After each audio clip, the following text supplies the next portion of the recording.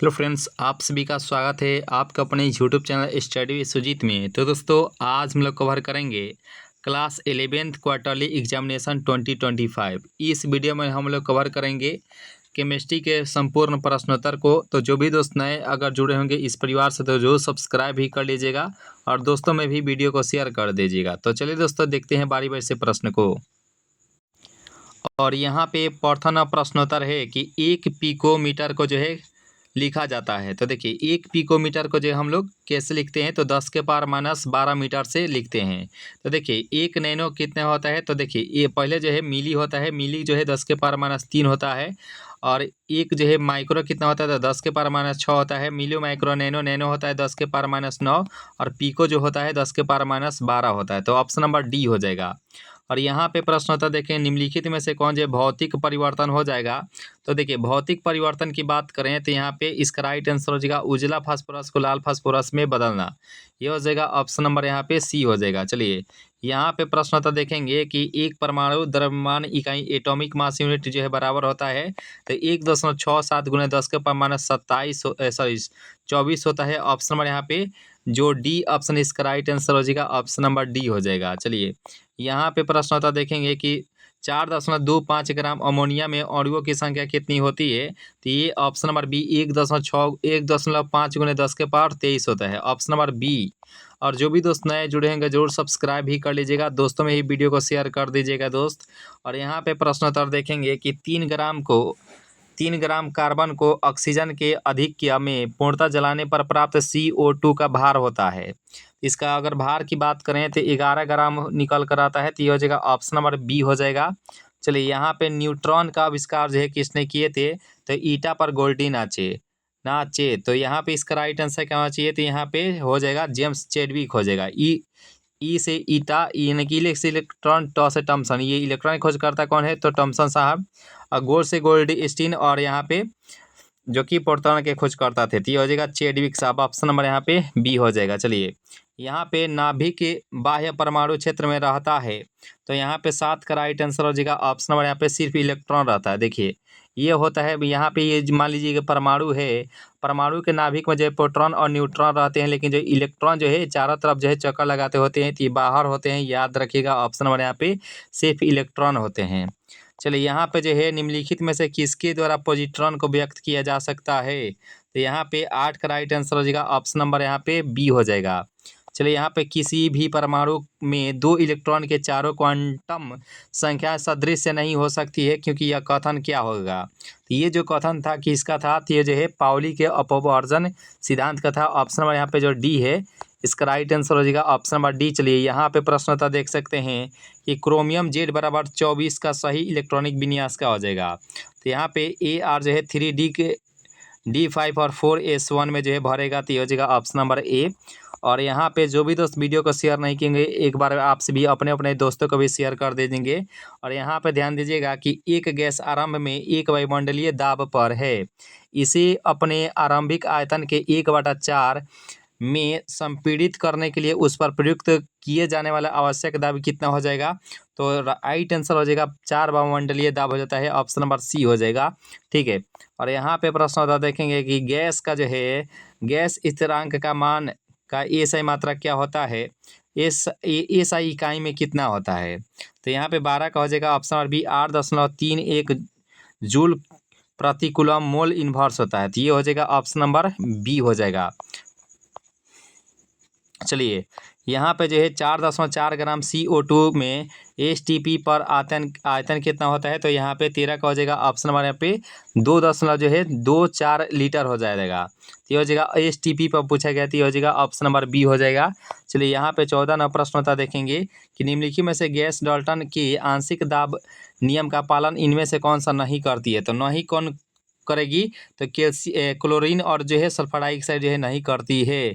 तो हो जाएगा ऑप्शन नंबर सी इसका राइट आंसर हो जाएगा। और यहाँ पर निम्नलिखित में से कौन मूल माध्यम वर्ग वेग का व्यंजक नहीं है, नहीं पूछा गया है, तो 15 का हो जाएगा। डी जो है इसका राइट आंसर हो जाएगा, ऑप्शन नंबर डी। चलिए, यहाँ पे प्रश्न होता देखेंगे कि वान डर वाल्स समीकरण निम्नलिखित में से किसके व्यवहार की व्याख्या करता है, तो 16 का हो जाएगा, यानी कि वास्तविक गैस के ऑप्शन नंबर बी हो जाएगा। और यहाँ पे जो भी दोस्त पहली बार जुड़े हैं जरूर सब्सक्राइब भी कर लीजिएगा और दोस्तों को भी जरूर ही शेयर भी कर दीजिएगा। एक द्रव अपने वाष्प के साथ अपने क्वथनांक पर समय अवस्था में रहता है तो औसत में दोनों अवस्था में अणुओं का निम्नलिखित में से कौन बराबर होगा। तो बराबर की बात करें तो गतिज ऊर्जा होता है, तो ये हो जाएगा ऑप्शन नंबर सी। चलिए यहाँ पे प्रश्न होता देखेंगे काइनेटिक एनर्जी होता है, तो निम्नलिखित में से कौन जो है गहन गुण है। विच of the following is an intensive property, तो गहन गुण इनमें से कौन सा हो जाएगा। तो 18 का राइट आंसर हो जाएगा ऑप्शन डी पृष्ठ तनाव होते हैं। और यहाँ पे प्रश्न होता देख सकते हैं कि अभिक्रिया CO जो कि गैस है कार्बन मोनोऑक्साइड और 1/2 O2 है जो कि ये भी जो है गैस है, ये भी जो है CO2 में बदल जाएगा गैस के रूप में। निम्नलिखित में से कौन सा मान जो है सही है। 19 का हो जाएगा बी हो जाएगा जो कि H जो है डेल्टा H जो है यानी कि छोटा होगा डेल्टा E से, तो ऑप्शन नंबर यहाँ पे बी हो जाएगा। चलिए यहाँ पे किसी गैस की एंथैल्पी बराबर होती है तो 20 का राइट आंसर हो जाएगा गठन यानी कि उष्मा के, तो ऑप्शन नंबर यहाँ पे बी हो जाएगा। चलिए दाब का निम्नलिखित में से कौन सा अभिक्रिया अनुकूलन है। तो अनुकूल की बात करें तो हो जाएगा ऑप्शन नंबर यहाँ पे जो ए है PCl5 जो है PCl3 और प्लस में Cl2 में जो है टूटता है, यह हो जाएगा ऑप्शन नंबर ए। चलिए यहाँ पर निम्नलिखित में से कौन सा विक्रिया Kp बराबर जो है Kc होता है। तो 22 का राइट आंसर हो जाएगा ऑप्शन नंबर यहाँ पे जो ए है इसका राइट आंसर हो जाएगा ऑप्शन नंबर ए। जो भी दोस्त पहली बार जुड़े हैं तो जरूर सब्सक्राइब भी कर लीजिएगा और दोस्तों में ही वीडियो को जरूर ही शेयर कर दीजिएगा।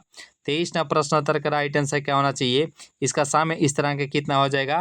तो साम्य इस तरह का इसका निकल कर आता है 7, ऑप्शन नंबर यहाँ पे सी हो जाएगा। चलिए यहाँ पे प्रश्नोत्तर देखेंगे 2 लीटर वाले फ्लास्क में HI के 64 ग्राम की सक्रिय मात्रा कितनी हो जाती है। तो 24 का मारेंगे ऑप्शन नंबर डी 0.25 जो है निकल कर आती है, तो ऑप्शन नंबर डी हो जाएगा। चलिए यहाँ पे 23 ना प्रश्न होता देखेंगे कि 10 के पावर -4 MnAOH घोल के pH मान का मान कितना होता है। तो pH वैल्यू पूछा गया है तो 25 का, तो 10 याद रखेगा, तो ऑप्शन नंबर यहाँ पे बी हो जाएगा। चलिए बात करें 26वां प्रश्नोत्तर के बारे में कि एक दुर्बल जो है किसी दुर्बल अम्ल जिसका विघटन जो है स्थिरांक Ka है तथा सांद्रण C है उसमें हाइड्रोजन आयन सांद्रण का मान बराबर होता है। तो 26 का हो जाएगा ऑप्शन नंबर डी यानी कि रूट अंडर जो है KaC होता है। ठीक है, तो ऑप्शन नंबर डी हो जाएगा। D is the right answer for this question. निम्नलिखित में से कौन जो है लेविस अम्ल नहीं है। देखिए लेविस अम्ल इनमें से कौन सा नहीं है। देखिए 27 की बात करें तो लेविस अम्ल तो AlCl3 तो ऑलरेडी होता है। ठीक है, और BF3 भी होता है, FeCl3 भी होता है। यहाँ पे लेविस अम्ल ये हो जाएगा ऑप्शन नंबर सी। चलिए यहाँ पे जो निम्नलिखित में से ब्रोस्टेड अम्ल एवं क्षार दोनों तरह की व्यवहार कर सकता है। तो 28 का मारेंगे ऑप्शन नंबर सी NH3 बिल्कुल सही बात है, ऑप्शन नंबर यहाँ पे सी हो जाएगा। और NH2- में संयुग्मी अम्ल क्या हो जाएगा। तो यहाँ पे 29 की बात करें तो हो जाएगा NH3 ही हो जाएंगे क्योंकि ऑलरेडी यहाँ पे अयुग्मित इलेक्ट्रॉन था। तो option number A is the right answer for this question. और सबसे प्रबल अम्ल इनमें से कौन सा हो जाएगा। विच of the following is the strongest acid. तो यहाँ पे जो है सबसे यानी कि प्रबल अम्ल इनमें से कौन सा हो जाएगा। तो 30 की बात करें तो हो जाएगा HClO4 होता है। ऑप्शन नंबर यहाँ पे जो डी है इसका राइट आंसर हो जाएगा ऑप्शन नंबर डी। जो भी दोस्त पहली बार जुड़े तो जो सब्सक्राइब भी कर लेंगे और दोस्तों में ही वीडियो को शेयर कर दीजिएगा। रेडॉक्स अभिक्रिया क्या होता है। तो देखिए रेडॉक्स अभिक्रिया उसे कहते हैं जब ऑक्सीकरण और करण को जो होता है उससे जो हम लोग रेडॉक्स अभिक्रिया कहते हैं। तो यहाँ पे इसका राइट आंसर क्या होना चाहिए हो जाएगा ऑप्शन नंबर सी H2Br2 यानी कि 2HBr इसका राइट आंसर होगा ऑप्शन नंबर यहाँ पे C is the right answer for इसको ऑप्शन नंबर सी। चलिए दोस्तों नेक्स्ट प्रश्नोत्तर को कवर करते हैं और यहाँ पे प्रश्नोत्तर देखेंगे कि इसका राइट आंसर क्या होना चाहिए कि अभिक्रिया जो है C+H2O + CO + H2O में H2O कार्य करता है। तो यहाँ पे देखिए बात करें H2O जो कार्य करेगा किस में कार्य करेगा। तो 32 का राइट आंसर होगा ऑप्शन नंबर ऑक्सीकारक में करेगा। ठीक है, ऑप्शन नंबर ए।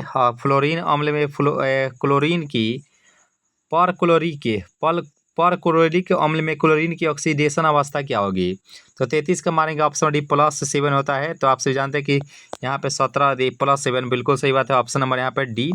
और यहाँ पे जो है K2Cr2O7 में Cr की ऑक्सीडेशन अवस्था क्या होती है। तो यहाँ पे इसका राइट आंसर क्या होना चाहिए। तो देखिए K2 पर जो यहाँ पे तो 2 हो जाएगा Cr के लिए, तो यहाँ पे क्योंकि यहाँ पे क्या हो जाएगा 2x। ठीक है, और O7 तो ये 7 14, तो राइट आंसर क्या होना चाहिए। तो 34 का राइट आंसर हो जाएगा ऑप्शन नंबर +6 हो जाएगा। तो हो जाएगा, देखिए क्या होता है इसमें, क्या होता है मेरे भाई जी, देखिए ये होता है, मान लीजिए कि यहाँ पे K2 के लिए तो +1 होता है, तो यहाँ पे +1 में 2 से गुना करेंगे तो 2, और यहाँ पे प्लस में 2x, यहाँ पे बराबर के जगह जो है CR के लिए हम x लिखते हैं, और CR क्या है तो यहाँ पे 2 है, तो यहाँ पे 2x हो जाएगा, ठीक है। और प्लस में जो है यहाँ पे कितना O2 पर जो है -2 चार्ज होता है, तो माइनस, और जो है यानी 7 दूनी 14 हो जाएगा, ठीक है। माइनस में 7 दूनी 14, ठीक है। और आप सभी जानते हैं कि ये जो है 0 के अंतर्गत आता है। देखिए ये जो है इस प्रकार से बनेगा, तो यहाँ पे 2 और माइनस में 2x, और माइनस में 7 दूनी 14 कितना होता है 14, और बराबर में 0 होता है। तो यहाँ पे इसको घटाएंगे तो -2x, और माइनस में यहाँ पे 12 हो जाएगा, क्योंकि ये प्लस में है 12, और यहाँ पे 0 हो जाएगा।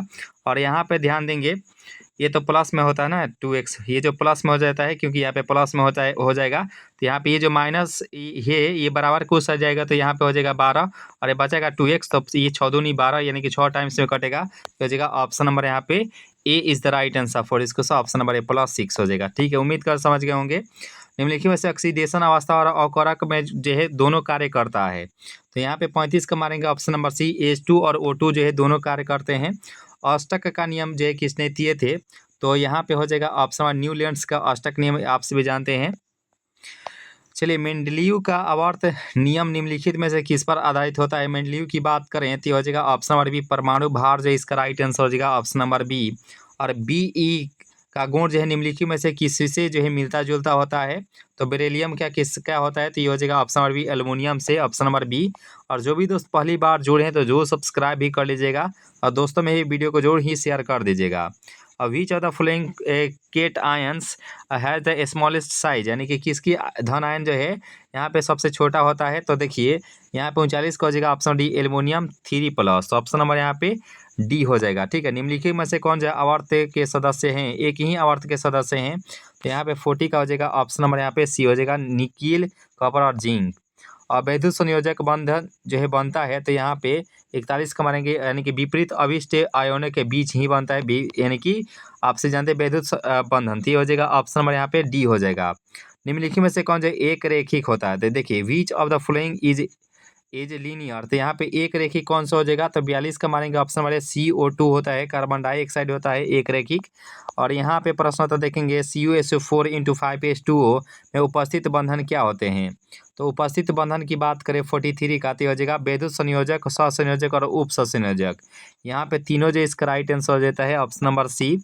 और यहाँ पर ध्यान देंगे कि निम्नलिखित में से किसमें हाइड्रोजन बंध नहीं होता है, तो FON आपसे भी याद रखेगा, फ्लोरीन में तो होता है, क्लोरीन में नहीं होता है। हाइड्रोजन बंधन किन में नहीं होता है, तो 44 का हो जाएगा ऑप्शन नंबर डी, इसमें नहीं होता है। नहीं तो ये 100 में होता है, ये नाइट्रोजन के साथ होता है, ये भी होता है, ये हो जाएगा ऑप्शन नंबर यहाँ पर डी। चलिए नेक्स्ट आप प्रश्नोत्तर की तरफ चलते हैं। और यहाँ पे द्रव ऑक्सीजन अणु में अयुग्मित इलेक्ट्रॉन की संख्या कितनी होती है, तो 45 का मारेंगे ऑप्शन नंबर बी, 2 होती है। और ट्राइटेरियम निम्नलिखित में से किसका समस्थानिक होता है, तो देखिए इस 46 का हो जाएगा हाइड्रोजन का, तो हो जाएगा option number A is the right answer for this question. और पहली बार जो भी दोस्त नए जुड़े हैं जरूर सब्सक्राइब भी कर लीजिएगा, दोस्तों में ही जरूर ही वीडियो को शेयर कर दीजिएगा। Which of the following is the most reactive, यानी निम्नलिखित में से सबसे ज़्यादा प्रतिक्रियाशील क्या हो जाएगी, तो हो जाएगा ऑप्शन नंबर सी, नवजात हाइड्रोजन, इसका राइट आंसर हो जाएगा ऑप्शन नंबर यहाँ पे सी। नवजात हाइड्रोजन इस प्रकार से आप सभी को देखने को मिलता है, ठीक है, तो हो जाएगा ऑप्शन नंबर सी। चलिए जल के अणु की आकृति क्या होती है, तो बात करें जल के अणु के बारे में, तो ये होता है, देखिए ये तो उदासीन होता है जल, और ये इसका अणु क्या होता है, तो ये जो है V आकृति का होता है, ऑप्शन नंबर यहाँ पे V आकृति की, ऑप्शन नंबर डी हो जाएगा। और क्षारीय मृदा धातु का बाह्य इलेक्ट्रॉनिक विन्यास कितनी होती है, 49 का राइट आंसर क्या होना चाहिए, तो ये हो जाएगा ऑप्शन नंबर यहाँ पे जो NH2 हो जाएगा। देखिए क्षारीय मृदा धातु है, अगर क्षारीय धातु पूछता तो NH1 हो जाता, लेकिन क्षारीय मृदा धातु पूछा गया है, तो ये हो जाएगा NH2, ऑप्शन नंबर यहाँ पे A is the right answer for this question. और NaOH का निर्माण जो है ब्रायन विलियन के विद्युत अपघटन द्वारा किया जाता है, तो अभिक्रिया का उत्पाद क्या होगा, तो यहाँ पे 50 का हो जाएगा ऑप्शन नंबर ए, Cl2 और H2 होता है। और यहाँ पे देखेंगे कि निम्नलिखित में से कौन जो है थर्ड ए और 1B का सदस्य नहीं है। तो यहाँ पे कौन का मारेंगे? सी, गैलियम नहीं होता है।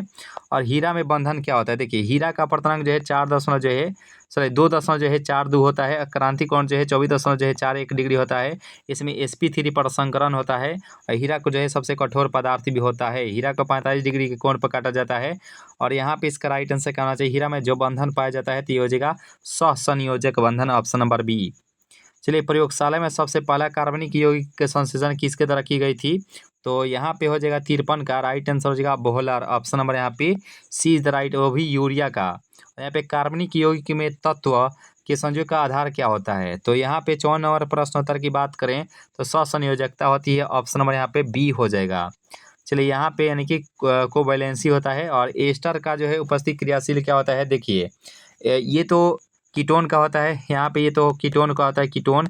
ये एल्डिहाइड का होता है, एल्डिहाइड का होता है। और ये जो है अम्ल का होता है, यानी कि कार्बोक्सिलिक अम्ल का होता है। और अम्ल का होता है, ठीक है, अम्ल का होता है। और OH जो है अल्कोहल का होता है, याद रखिएगा अल्कोहल का। तो हो जाएगा ऑप्शन नंबर COOR होता है, ऑप्शन नंबर यहाँ पे डी हो जाएगा। चलिए, यहाँ पे निम्नलिखित में से एमीन, सेकेंडरी एमीन, तो देखिए यहाँ पे हम बता दें तो ये तो प्राइमरी होती है 1 डिग्री हो जाएगा, ये जो है 2 डिग्री हो जाएगा, और ये जो है 3 डिग्री हो जाएगा। तो सेकेंडरी एमीन जो है ऑप्शन नंबर बी, 56 का मारेंगे, ऑप्शन नंबर बी। जो भी दोस्त बी के साथ मारे थे बिल्कुल ही सही आंसर हो जाएगा, ऑप्शन नंबर बी। चलिए, यहाँ पे प्रश्न होता देखेंगे कि CH3CHO का यूपीएससी नाम क्या होता है? 1,2 मेथिल यानी कि एसीटल्डिहाइड हो जाएगा, एसीटल्डिहाइड, ये हो जाएगा ऑप्शन नंबर यहाँ पे क्या हो जाएगा?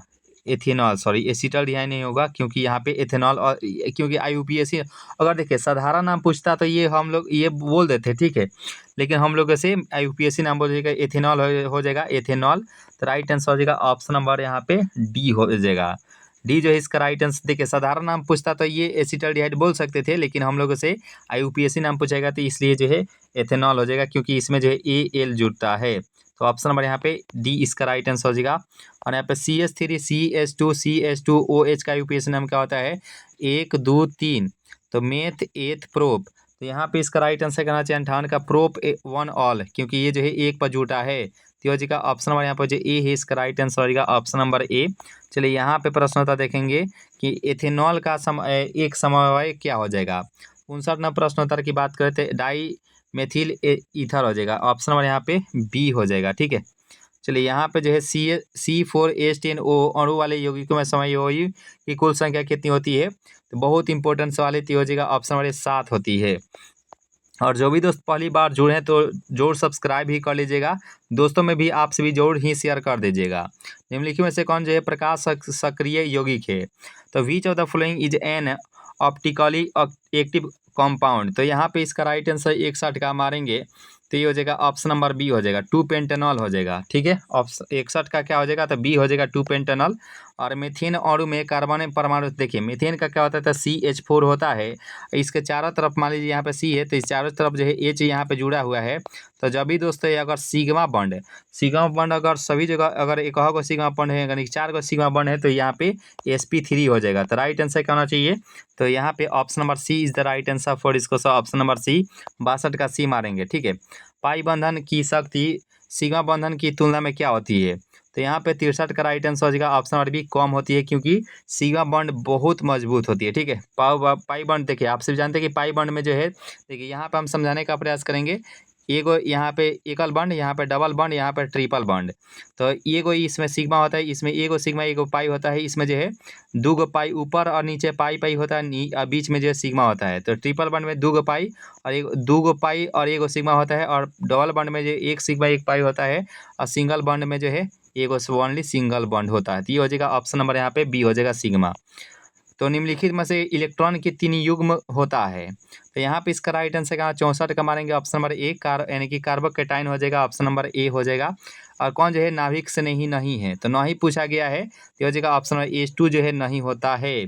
और 2 क्रमिक एल्किल भिन्न होते हैं? तो यहाँ पे 66 ना प्रश्नोत्तर की राइट आंसर क्या होना चाहिए कि 2 क्रमिक एल्केन जो है भिन्न होते हैं। तो 66 का राइट आंसर मारेंगे CH2 से, ऑप्शन नंबर यहाँ पे ए हो जाएगा, ठीक है। और यहाँ पे एक पदार्थ के जलीय घोल के विद्युत अपघटन से एथेन प्राप्त होता है, तो वह पदार्थ क्या हो जाएगा? तो 67 का राइट आंसर हो जाएगा पोटेशियम एसीटेट हो जाएगा, ऑप्शन नंबर सी। और यहाँ पे एक यौगिक जो कि क्षारीय KMnO4 को रंगहीन करता है, वह क्या हो जाएगा? तो यहाँ पे C2H4 हो जाएगा, ऑप्शन नंबर बी हो जाएगा। और यहाँ पे प्रश्न होता देखेंगे कि निम्नलिखित में से कौन जो हाइड्रोकार्बन है? हाइड्रोकार्बन क्या होता है? बेंजीन का सूत्र क्या होता है? तो C6H6 याद रखिएगा, बहुत इंपॉर्टेंट है। यही जो हाइड्रोकार्बन होता है, ऑप्शन नंबर यहाँ पे बी हो जाएगा। और यहाँ पे कार्बन मोनोऑक्साइड CO रक्त के हीमोग्लोबिन से अभिक्रिया करके बनाता है, तो यहाँ पे इसका राइट आंसर क्या होना चाहिए? तो ये हो जाएगा option number B, carboxy haemoglobin. Option number यहाँ पे जो बी है, इसका राइट आंसर हो जाएगा option number B. B is the right answer for इस क्वेश्चन, ऑप्शन नंबर बी। तो दोस्तों इस प्रकार से इस महत्वपूर्ण सेशन को यहीं पे खत्म किया जाता है।